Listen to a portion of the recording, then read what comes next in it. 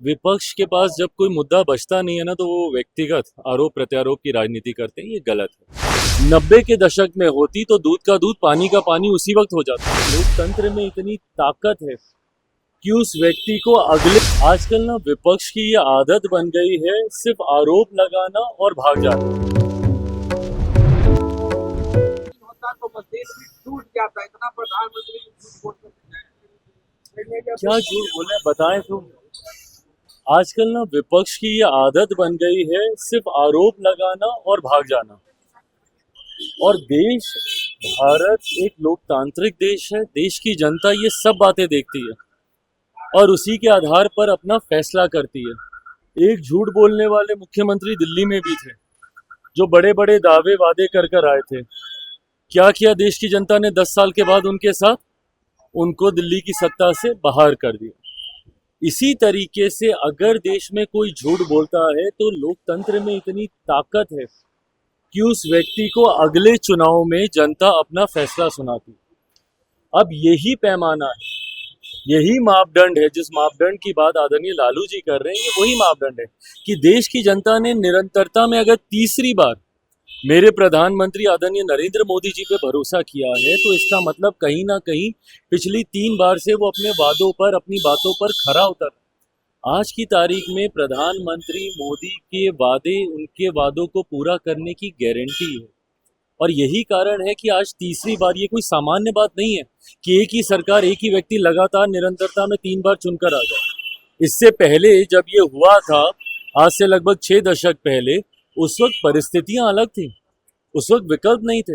इस बार तो विकल्प के लिए आपने अपने विचारधारा से समझौता करते हुए तमाम विपक्ष एक साथ आ गए, सारे विपक्षी दल एक साथ आ गए। एक दूसरे को जो देख नहीं सकते अपने अपने राज्यों में, वो दल तक एक साथ आ गए। कांग्रेस आम आदमी पार्टी ना पंजाब में देख सकती है, दिल्ली का चुनाव आमने सामने लड़े। लेफ्ट ममता बनर्जी, ये सब एक साथ एक मंच पर आ गए प्रधानमंत्री मोदी को हराने के लिए। क्या हो गया? उसके बाद भी तीसरी बार जनता ने उन्हें चुना। तो जब आदरणीय लालू जी ये बात कहते हैं कि अगर झूठ को नापने की कोई मशीन हो, अगर ये मशीन 90 के दशक में होती तो दूध का दूध पानी का पानी उसी वक्त हो जाता। 90 के दशक में जिस तरीके से बिहार में बर्बाद करने के लिए एक के बाद एक गलत नीतियां लागू की गई, भ्रष्टाचार की हदों को पार किया गया, परिणाम स्वरूप उसके बाद कभी इनका दल अकेले बहुमत में नहीं आ पाए। हमेशा इनको उसके बाद मुख्यमंत्री जी की बैसाखी का सहारा करके इनको सत्ता में आना पड़ा। तो दर्शाता है कि झूठ इन्होंने बोला था, जनता ने इन्हें नकारा। तीसरी बार मेरे प्रधानमंत्री को प्रधानमंत्री पद देने के बाद जनता ने उनके वादों पर मोहर लगाने का काम किया कि यही व्यक्ति हैं जो अपनी बातों को पूरा कर सकते। स्वागत है, मैं अपनी तरफ से, अपनी पार्टी की तरफ से उनका स्वागत करता हूँ। बिहार वासियों की तरफ से माँ महिम का मैं स्वागत करता हूँ। और मुझे खुशी है इस बात की कि जिस तरीके से बिहार हमारा आज केंद्र बन गया है। कुछ लोग इस बात का सवाल उठाते हैं कि हमारे प्रधानमंत्री बार बार बिहार क्यों आ रहे हैं। भाई, हमारे लिए खुशी की बात है कि जब प्रधानमंत्री, आज 7-8 महीने बीते नहीं लोकसभा चुनाव को, कभी दरभंगा में उनका कार्यक्रम, तो कभी जमुई में उनका कार्यक्रम, कल भागलपुर में उनका कार्यक्रम, आज माँ महिम आ रही, पीछे भी उनका कार्यक्रम था यहाँ। तो ये दर्शाता है कि किस तरीके से बिहार एक महत्वपूर्ण राज्य है। और विकसित भारत की जब हम लोग कल्पना करते हैं तो उसमें एक विकसित बिहार की एक अहम भूमिका होगी। चिराग ने नीतीश कुमार को लाडले मुख्यमंत्री बताया प्रधानमंत्री, पर विपक्ष के नेता कह रहे हैं कि नीतीश कुमार का तबीयत ठीक नहीं है, उनको इलाज करवाना चाहिए। विपक्ष के पास जब कोई मुद्दा बचता नहीं है ना, तो वो व्यक्तिगत आरोप प्रत्यारोप की राजनीति करते हैं। ये गलत है।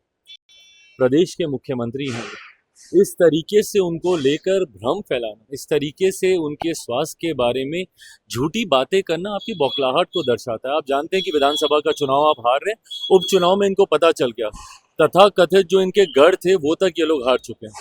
बेलागंज की सीट ये लोग हार चुके हैं, तरारी की सीट ये लोग हार चुके हैं। तो ये दर्शाता है कि आगामी विधानसभा चुनाव में विपक्ष अपना खाता भी खोल लेना तो ये बड़ी बात होगी।